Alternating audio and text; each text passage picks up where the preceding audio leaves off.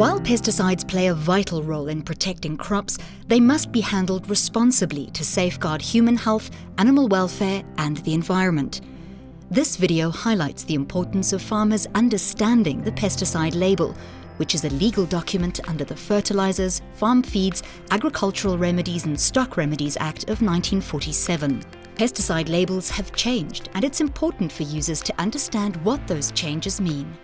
We no longer see the color bands that was synonymous with the WHO labeling system. Pesticide labels now need to conform to the GHS labeling system. So what exactly are the 4 key elements to look out for, which communicates the hazards of a pesticide product?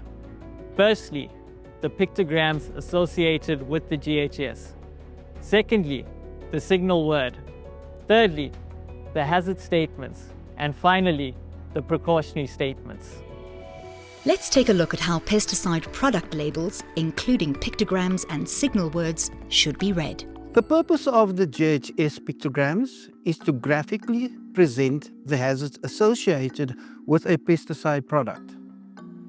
There are 9 hazard pictograms associated with the GHS that are composed of black symbols on a white background with a red diamond frame. GHS pictograms, which now appear on pesticide labels, are intended to immediately alert the user, handler, to the hazards of the product. Signal words are also form of an integral part of the GHS compliant label, where 1 or 2 words appear below the pictograms to emphasize a pesticide's hazard by indicating the relative severity. A danger signal word indicates more severe hazards, whereas a warning signal word indicates the less severe hazards. Hazard statements appearing on GHS-compliant labels are standardized phrases that provide an immediate indication of the specific hazards, as determined by the hazard classification. In other words, hazard statements describe the nature and severity of the chemical hazard. Precautionary statements help explain how to handle a hazardous substance or mixture and which precautions to take to prevent adverse effects resulting from exposure to these hazards. There are 4 types of precautionary statements applicable to prevention, response, storage, and disposal. While there are no longer PPE pictograms on the labels of pesticides, farmers must remember that the level of self-protection is now communicated through the precautionary statements. The group code found near the top of the label refers to the mode of action group of the product's active ingredient. This information is important for managing resistance in pests, such as the tomato leaf miner, Tuta absoluta, or the fall armyworm, for example. In a nutshell, and in a practical sense, refer to the resistance warning guidelines on product labels, as well as the directions for use for the crop pest situation. Take note of the number of applications allowed in a season, in a block, and be sure to follow the resistance management instructions. Some products will provide recommendations on alternative products, which emanate from different mode of action groups where more sprays are required in a cycle.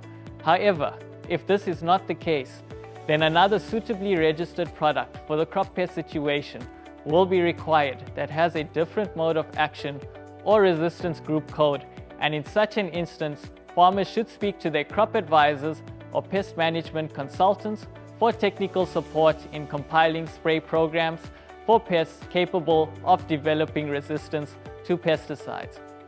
When compiling a spray program for a particular block in this context, remember that a product with the same mode of action group cannot be returned to within 60 days, where it is generally recommended to use a single mode of action group rotated with other mode of action groups once per season in a block. By taking pesticide resistance management seriously, farmers can prevent or delay resistance, resulting in pesticides remaining useful for longer while also preventing potential crop loss due to product failure. Did you know there are specific restrictions on how certain agricultural remedies can be used? Let's take a closer look. If you walk around the environment where agrochemicals are sold, and you walk into a farm store, you'll notice that some of the commodities we use in agriculture now have a particular little red band on the top of the label which says restricted agriculture remedy only for use by pest control operator. That came about because of the new regulations of Act 36 of 1947 in 2023, because of the fact of the high hazard of those chemicals, whether it was an acute hazard or a chronic hazard. The department decided that only certain people may use such remedies. And that person must be a qualified pest control operator, which means the person must be trained, the person must get experiential training and must then be certified by the department as a pest control operator to use it on his or her farm. So what does it mean for the farmer? It means for the farmer, if I want to use that restricted agriculture remedy on my farm, I must either be certified myself or someone in the farm must be certified to oversee the team of people that apply the pesticide on the farm, because the law says in terms of the pest control operator regulation that if you use a restricted agriculture remedy, there must be a registered pest control operator present to oversee the job or the process and the people applying the remedy on the farm, so that we prevent any mishaps from happening with the chemicals, because they are classed much higher in terms of the hazard and the risk than the normal agriculture remedies we use on the farms. Knowing when pesticides and agrochemicals have expired is important for safety and effectiveness. Let's get more information.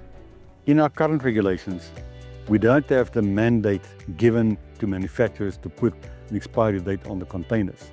But what they need to put onto a container of any pesticide in the market is a batch number and the date of manufacture, which is often indicated as DOM. And you get a date there. Now, people don't understand that in terms of the law, the expiry date of most of our pesticides is actually 2 years after the date of manufacture. We call that the shelf life. So if you don't see expiry date printed on the label or printed on the container, it's quite simple. Go to that little sticker or look at the bottom of the container. Sometimes it's printed on the label, and you look for that thing which says DOM or manufacture. And if it says, for example, let's say 12/24, you add on exactly 24 months, and that is your expiry date, because, like I said, most of our products have a 2-year shelf life, and then you know exactly what is the shelf life and the lifespan of that product in the market.